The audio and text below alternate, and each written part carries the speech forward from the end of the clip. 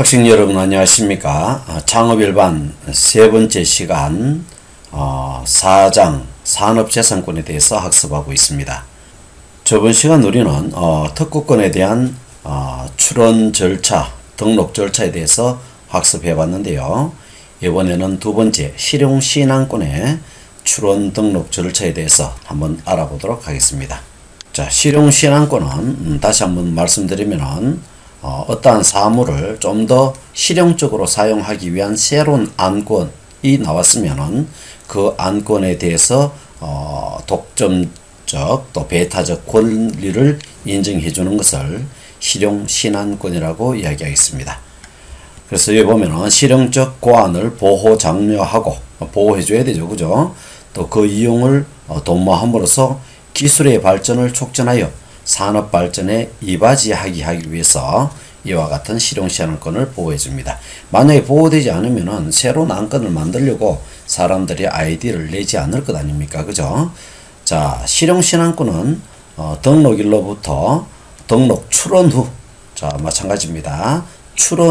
등록되면은 그날로부터가 아니라 출원 신청했던 그날로부터 10년을 존속기간으로 지정해 놨는데, 그 존속기간이 좀 짧은 이유는 특허보다 모방이 용이하고 또 제품 수명이 짧기 때문에 10년으로 제한을 걸어놨다라고 보면 되겠습니다. 실용신안권의 등록 요건을 잠시 보면요, 이미 나와 있는 기술, 선행기술이죠. 동일한 것이 있어서는 안 되겠다. 그렇죠. 그 다음에 선행기술로부터 극히 용이하게 고안할 수 있는 것이 아니라 조금 더 난이도가 있어야 되겠다. 그래야 실용신안권으로 인정해 주겠다라는 것이 되어지겠습니다. 명세서의 기재 요건은 상세한 설명에 구체적으로 고안한 내용을 갖다가 생각해낸 내용을 게시해야 되고요. 또 권리 범위, 아까 이야기했죠. 저번 시간에 이야기를 했죠. 그 다음 권리 범위, 전번 시간에 이야기를 했는데요. 권리서의 권리 범위를 명확하게 기재해 줘야 됩니다. 어디까지를 내 권리로 주장할 것인가. 그럼 지금부터 실용신안권 출원 및 등록 절차에 대해서 한번 학습해 보도록 하겠습니다. 실용신안권 출원 시 출원서를 제출해야 되는데, 출원서의 기재 사항에는 상세한 설명을 한 기술서가 있어야 된다. 그죠? 그 다음에 청구 범위의 권리, 그죠? 그래서 청구 범위의 권리서를 제출해야 되고요. 그 다음에 이제 만들고자 하는 그 고안했는, 생각해냈는 형상이 들어가 있는 도면, 이것이 제출되어져야 되겠습니다. 이와 같은 것들이 이제 제출되어지면요, 특혜청에서는 심사에 들어가게 되어지겠죠. 그래서 출원 공개 후 18개월이 지나면 실제 심사 착수가 이루어지며, 또 출원 고안을 등록하기 위한 주요 요건으로는 등록 요건과 명세서의 기재 요건을 갖추어야 된다라고 이야기해 놨습니다. 그래서 이와 같은 절차, 심사 절차를 거쳐서 그 다음 뭐가 되었냐면은 실용신안권에 대해서 기술평가 신청을 하게 되어지는 것이죠. 그죠? 그래서 기술평가 신청에 통과하게 되어지면은 등록을 계속 요때 이제 등록을 유지하게 되어지고, 만약에 기술평가 신청에서 제3자에게 졌다거나 효용성이 없을 때는 등록 취소 결정이 이루어지게 되어집니다. 등록 후 일정 기간 후 기술평가 신청을 통해 그죠? 일정 기간 후 기술평가 신청을 통해 등록 취소 결정 및 등록 유지 결정을 받아야 한다라고 되어 있는데요. 이 말은 무슨 말인가 하면은, 잠시 밑에 몇 문장을 보면요, 제3자 간의 분쟁이 있을 경우에 당사자 해결이 원래 원칙이 되어집니다. 법원에 가서 이제 이것이 모조품이었다, 내가 옛날에 만들어냈던 것이다 라는 분쟁에 대해서 이제 소송이 들어가겠죠.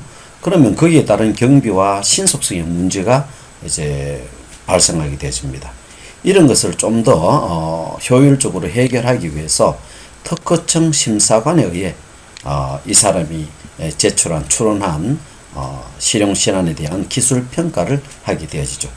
그래서 제3자와의 트러블에서 충돌해서 아무런 하자가 없다라고 했을 때는 등록을 유지해서 계속 실용신안권에 대한 권한을 가지도록 하고요. 만약에 유사성이 있다, 모방의 가능성이 있다, 또는 현실성이 없다, 뭐 이와 같은 결정이 나게 되어지면은 이미 등록했더라도 등록 취소 결정을 하게 되어진다는 것입니다. 자, 실용신안권 출원 및 등록 주요 사항을 다시 한번 살펴보면, 출원서 기재사항은 상세한 설명이 되어져 있는 기술서, 그 다음에 청구 범위를 지정해 놓은 권리서, 그 다음에 고안의 형상, 필수 기재사항을 기록해 놓은 도면이 기재되어야 됩니다. 두 번째, 출원 내용을 공개하게 되어지는데요. 출원일로부터 18개월 후가 되어지죠. 이 동안에 이 사람은 자기가 우선권이 있다. 이 제품에 대해서 실용신안을 적용할 우선권이 있다. 최초에 이제 특허를 내는 사람, 이런 사람들이 되어지겠죠. 그죠? 이런 사람들이 이제 기능을 갖다 보완해서 자기의 우선권을 주장하는 이 기간을 12개월 동안 주게 되어집니다. 이 12개월 동안에 특별한 기능이 없고 뭐 이제 실용신안으로서의 가치가 없다라고 되어지면은 다시 이 출원한 사람으로부터 보정하는 기간을 또 4개월 주죠. 이때 필요한 보정의 기간을 주게 되어집니다. 즉 소명의 기간이죠. 필요한 서류를 더 보충한다든지 또는 그 기능에 대해 보완한다든지 이런 기간을 4개월 주고 이 기간에서 통과하게 되어지면 이제 공개 준비 시간을 갖다가 2개월 주게 되어지죠. 자, 다음은 등록 요건이 되어지겠습니다. 등록 요건은 새로 만들어져야 된다. 신규성. 그 다음에 누구나 쉽게 만들어서는 되지 않겠다. 어느 정도의 난이도를 가지고 있어야 된다. 세 번째, 산업상 이용이 가능해야 된다. 이런 것들이 실용신안권의 등록 요건이 되어지겠습니다. 다음은 디자인권에 대해서 한번 학습해 보도록 하겠습니다. 디자인에 대하여 법적 권리를 받기 위해서는 일정한 등록 요건을 가져야 합니다. 그 등록 요건을 하나씩 살펴보면요. 공업상 이용이 가능해야 된다. 그죠? 그래서 이제 공업적 생산 방법으로 어떤 기계나 장치에 의해서 동일한 디자인의 물품을 반복하여 다량으로 생산할 수 있어야지 디자인권으로서 인정을 받게 되어진다. 두 번째, 신규성이다. 그래서 공중, 일반 대중들에게 알려지지 않은 상태를 말하는 것이죠. 그죠? 그 다음에 창작성이라는 것은 다른 디자인과 객관적으로 누가 보더라도 명확하게 구별되어지는 정도를 우리는 창작성이라고 이야기할 수 있습니다. 이런 것들이 바로 디자인권으로서의 등록 요건이 되어지겠습니다. 공업적 생산 방법으로 만들 수 있어야 된다. 두 번째, 공중에 알려지지 않아야 된다. 세 번째, 다른 디자인과 명확하게 구분되어져야 된다. 디자인으로서 등록되어질 수 없는 디자인에 대해서 한번 학습해 보도록 하겠습니다. 먼저 국기, 국장, 군기, 훈장 등과 동일하거나 유사한 것 안됩니다. 그 다음에 두 번째, 공공기관 등의 표장, 외국의 국기, 국제기관 등의 표지와 동일하거나 유사한 것도 되지 않습니다. 세 번째, 일반인의 통상적인 도덕관념이나 선량한 풍속에 어긋나는 공공질서를 해칠 우려가 있는 것도 안됩니다. 네 번째, 타인의 업무와 관련된 물품으로 잘못 혼동될 수 있도록 디자인을 만들어도 안됩니다. 다섯 번째, 물품의 기능을 확보하는데 필수적인 형상, 즉 골격만 놔둔다든지 전혀 외형에 신경 쓰지 않은 그런 것들은 디자인으로 등록될 수가 없겠습니다. 디자인권 역시 다른 권리의 등록과 똑같이 출원서를 제출해서 심사를 받게 되어지는 거죠. 그죠? 자, 등록 요건에 심사를 통해서 등록하게 되어지고요. 또 무심사 대상도 있습니다. 그래서 무심사 대상이면은 심사 없이 디자인이 그대로 등록되어질 수도 있겠습니다. 이렇게 이제 심사가 끝나게 되면요, 디자인권을 취득하게 되어지고요. 그죠? 그 다음에 등록을 하게 되어집니다. 등록이 결정되어지면 등록료를 납부하게 되고, 또 등록했는 것을 널리 알리는 공고를 하게 되고, 등록증을 발급을 통해서 독점적 베타적 디자인권을 획득하게 되어집니다. 자, 무심사를 하는 이유는 뭐냐? 유행이 강하고 그 생애 주기가 짧아. 그죠? 그래서 짧은 일부 품목에 대해서는 무심사를 통해서 등록을 할 수 있도록 되어져 있습니다. 왼쪽에 보면은 무심사로 디자인을 등록할 수 있는 어떤 제품군들이 있는데요. 식품류라든지 의복, 또 침구류, 용지, 인쇄물류, 포장, 용기류, 직물지류, 그 다음에 잡화류, 신발류, 교재류, 사무용품류, 이런 것들은 무심사로 디자인을 등록할 수 있겠습니다. 자, 다음은 상표권에 대해서 한번 알아보도록 하겠습니다. 상표에 대한 등록 요건에는 적극적인 요건과 소극적인 요건이 있다. 먼저 적극적 요건부터 알아보도록 하겠습니다. 상표를 등록하기 위해서는 우선 식별력을 가져야 한다. 이 식별력이 가장 적극적 요인이 되어지죠. 상표법상 식별력이라 하면 거래자나 일반 소유자라 하여금 상표를 표시한 상품이 누구의 상품인가를 알 수 있도록 인식시켜주는 것을 식별력이라고 이야기합니다. 이것이 바로 적극적인 요인이 되어지고요. 소극적 요인을 잠시 살펴보면요.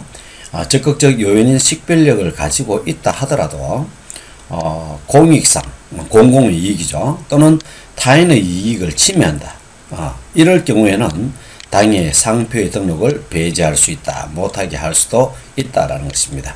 예를 들면 외설적인 도용이라든지 문자, 또 저명한 타인의 성명을 빌려온다든지 명칭을 사용한다든지 이런 상표 등은 바로 배제할 수 있는 상표가 되어지겠다라고 볼 수 있겠습니다. 적극적 요건에 우리는 이제 식별력에 대해서 우리가 이야기했는데요. 식별력이 없는 상표들은 어떤 것들이 있는가 한번 봅시다. 상품의 일반적인 명칭, 보통 명칭, 예를 들면 스낵, 콘이라든지 칩, 호두과자, 그 자체가 상품이죠. 그죠? 이런 것들은 다른 상품, 다른 지방의 어떤 상품이라든지 특정한 제품으로 구분하기가 어렵죠. 그 제품 이름만으로는.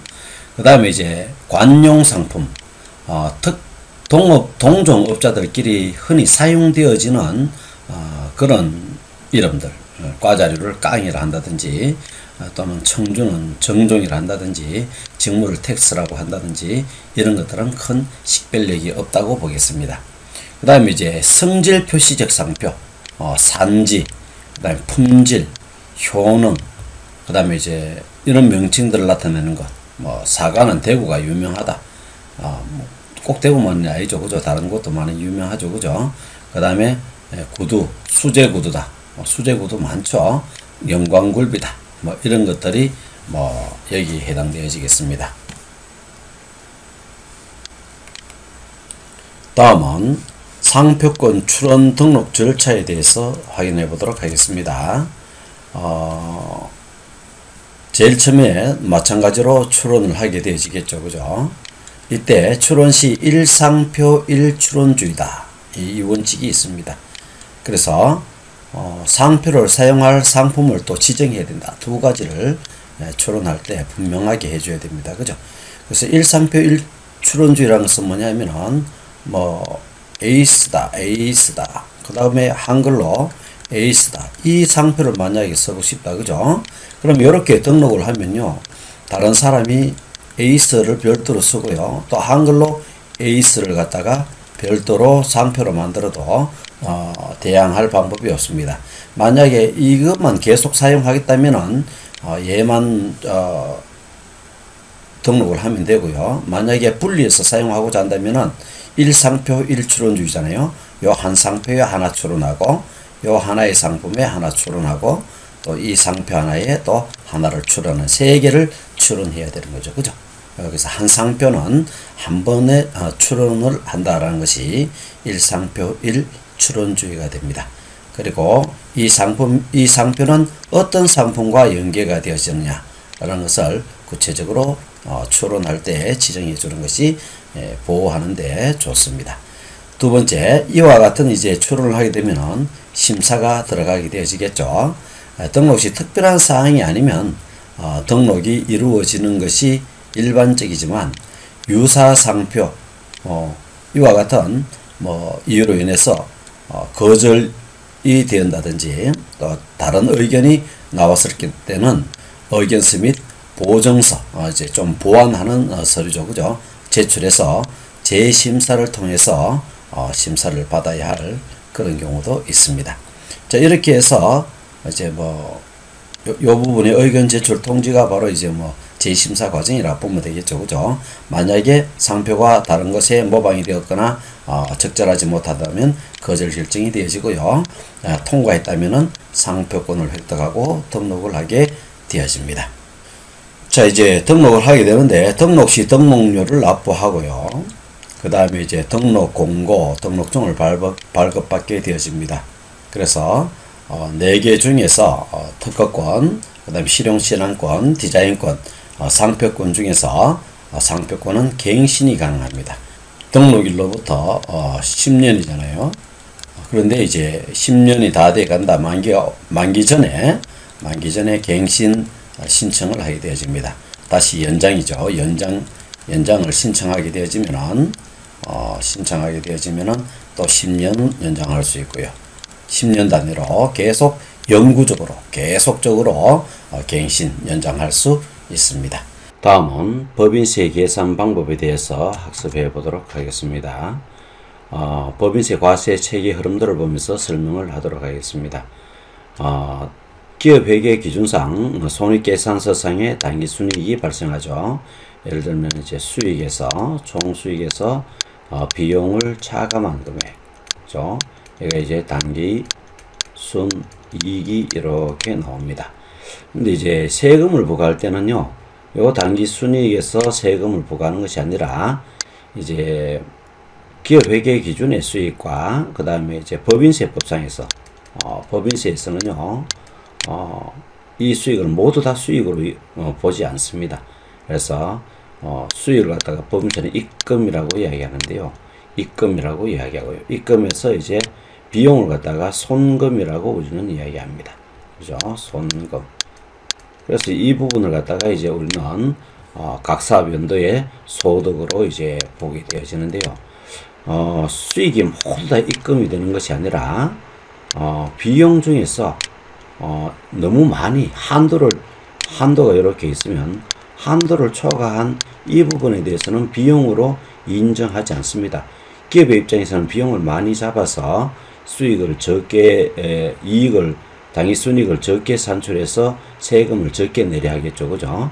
그렇지만 법인세에서는 일정한 너무 과도한 한도를 넘어선 비용에 대해서는 입금으로 편입을 시키게 되었습니다. 그래서 이런 부분을 우리는 뭐라고 이야기하냐면은 송금 불산입 금액이다. 송금으로 인정해주지 않는다. 계산하지 않는다 말이죠. 그죠? 그래서 입금에서 플러스하기를 송금 불산입 부분, 그죠? 송금 불산입 부분 두 개를 합쳐서 우리는 뭐라고 이야기하냐면은 입금 총액이라고 이야기를 합니다. 자, 이제 여기에서 입금 총액에서 송금 총액을 빼야 되는데 마찬가지로 회계법상에서는 수익으로 인정되어지지만은 일정한 어떤 이익에 대해서는 이 정도는 수익으로 안 잡고 정당한 활동비라든지 또는 비용으로 처리해줘도 되겠다라고 생각해서 이런 부분을 갖다가 입금해서 제외를 시킵니다. 그래서 이 부분은 뭐로 처리해주냐면은 비용으로 처리해서 세금에서 감해 주는 거죠. 이런 것 갖다 우리는 입금 불산입이라고 이야기하죠. 입금 불산입 금액이라고 이야기합니다. 그래서 입금 이익이 아니니까 그죠? 입금 불산입 금액을 갖다가 비용으로 처리해서 차감을 시켜줘서 세금을 낮춰주게 되어지게 됩니다.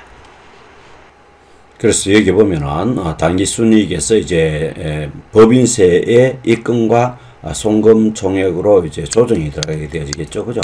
당기순이익에서 조정이 들어가는데 입금 총액은 수익 금액에서 또 송금에 불산입시킨 부분, 그죠? 비용으로 인정해주지 않은 부분, 이 부분이 같이 합쳐져서 모두 다 입금이 되어지고요. 송금 총액은 송금 비용에서 이익금 중에서 이익으로 인정해주지 않는 부분, 법인세법상에서 그죠? 인정해주지 않는 부분을 합쳐서 모두 다 송금으로 인정하게 되어집니다. 그래서 입금 총액에서 송금 총액을 빼어지면은 각 사업의 연도 소득이 나오게 되어집니다. 그럼 여기에 세율을 곱하느냐? 그렇지 않죠. 이 소득에 대해서도 일정 부분 차감을 해줍니다. 예를 들면은 전번 결산 시에 손실을 봤던 부분, 그래서 넘어왔던 부분 10년 이내에 발생했는 거죠, 그죠? 그래서 2월 결손금을 차감시켜 줍니다. 소득에서. 그 다음에 이제 비과세 소득, 그 다음에 각종 소득 공제를 또 다 해줍니다. 이 부분을 다 빼고 나면은 이제 비로소 세율을 적용할 기준 소득, 즉 과세하는 표준 소득이 산출되어지게 되어지는 것이죠. 이 과세 표준에서 이제 세율을 곱하게 되어지는데요. 세율은 어떻게 적용되어지냐 하면은 이 부분은 이제 과거 겁니다. 최근 것을 좀 보면 2억 이하는 세율이 10%가 적용되어지고요. 그 다음에 2억에서 2억 초과해서 200억 이하는 20%. 그 다음에 이제 금액이 커지면서 약간씩 적어지죠, 그죠? 200억에서 3천억 이하는 22%, 2%만 증가 있네요. 그 다음에 3천억을 초과한 부분에 대해서는 25%, 3%만 초과하게 되어졌네요, 그죠? 그래서 초과 누진 세율, 점점 일정 금액을 초과하게 되어지면 이 부분을 누진해서 계속 이렇게 덧붙여서 세금을 부과하게 되어지죠. 그래서 요 부분을 좀 잘 알아놓으면 좋겠습니다. 그렇게 되어지면은 나온 금액이 바로 과세 표준에서 세율을 곱해서 나온 금액이 산출세액이 되어지는데요. 이 금액을 또 다 내는 것이 아니죠. 그래서 이 산출되어진 세금 중에서 세액공제, 성실하게 신고했다든지 카드 영수증을 잘 발급하고 또 챙겼다든지 이런 부분에 대해서 세액공제를 해주고, 또 장부를 제대로 작성하지 않았든지 신고를 불성실하게 했다든지 해서 가산세 이런 부분 세금을 더 내게 되죠, 그죠? 그래서 세액공제 부분을 빼고 세금에서 그 다음에 잘못한 부분에 대해서 가산세를 더하고 이렇게 되어지면 이제 최종적으로 결정세액이 나오게 되어집니다. 그러면은 기존에 납부했던 중간에 애납했던 부분, 기납분 이미 납부했는 세액을 빼면 나머지 실제적으로 세무서에 내가 납부해야 할 납부세액이 산출되어지는 것입니다. 이 과정을 잘 좀 알아놓아줬으면 좋겠습니다. 법인세법상 입금총액에 대해서 우리 좀 더 상세히 알아보도록 하겠습니다. 법인세법상 입금이라는 것은 자본 또는 출자의 납입, 즉 자본 부분에 대해서는 입금으로 인정하지 않겠다는 거죠, 그죠? 그래서 이익에서 차감시켜 준다는 겁니다. 그 다음에 법인세법상에서 규정하는 것을 제외하고 그 법인의 순자산을 증가시키는 거래를 모두 입금총액이라고 이야기하며 당해 사업연도에 속하는 것을 대상으로 하고 있습니다. 입금산입에 산입되어지는 부분, 즉 이익으로 계산되어지는 부분이죠, 그죠? 산입, 또 불산입, 이익으로 계산되지 않는 부분을 한번 알아보도록 하겠습니다.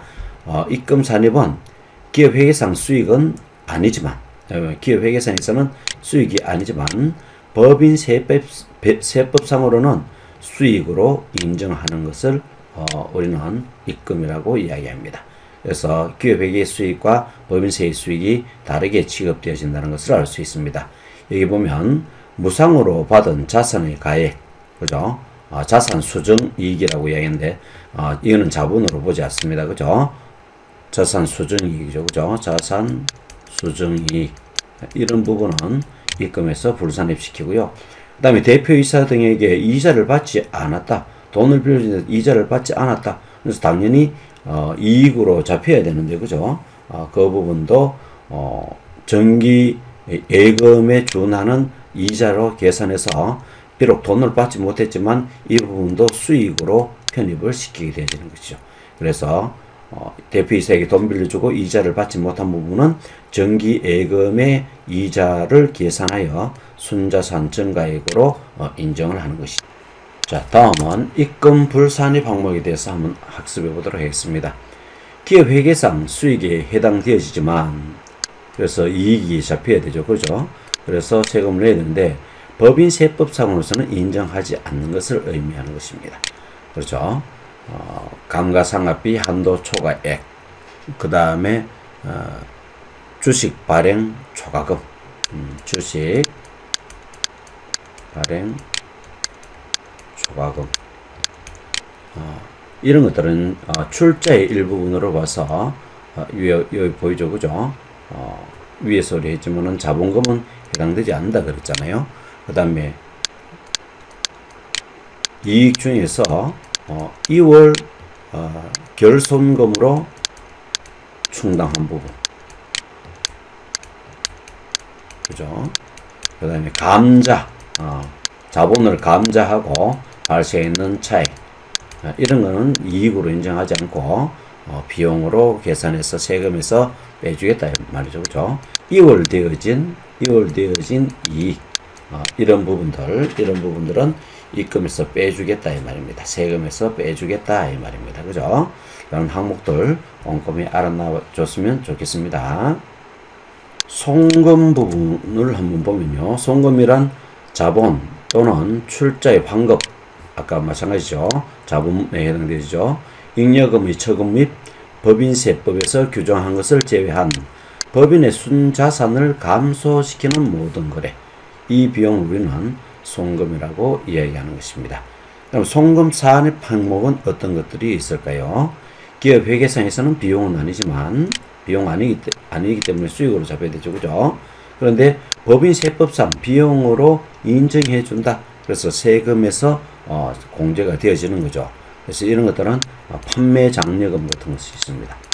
판매 장려금, 그 다음에 이제 거래처를 지원해놓은 비용, 거래처 지원금, 이런 것들도 전부 다 정당한 비용으로 인정해서 송금에 산입을 시킨다는 것이죠.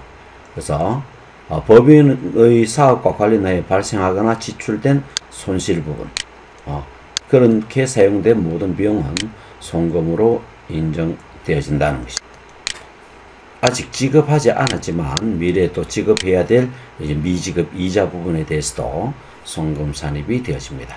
송금 불산입 항목에 대해서 알아보면 기업 회계상의 비용에 해당되어지지만, 그죠? 기업 회계상에서는 비용이 해당되지만 법인세법상 비용으로 인정하지 않는 것, 그죠? 그래서 이 부분은 세금에서 공제되지 않는다 이 말이죠. 그죠? 공제되지 않는다.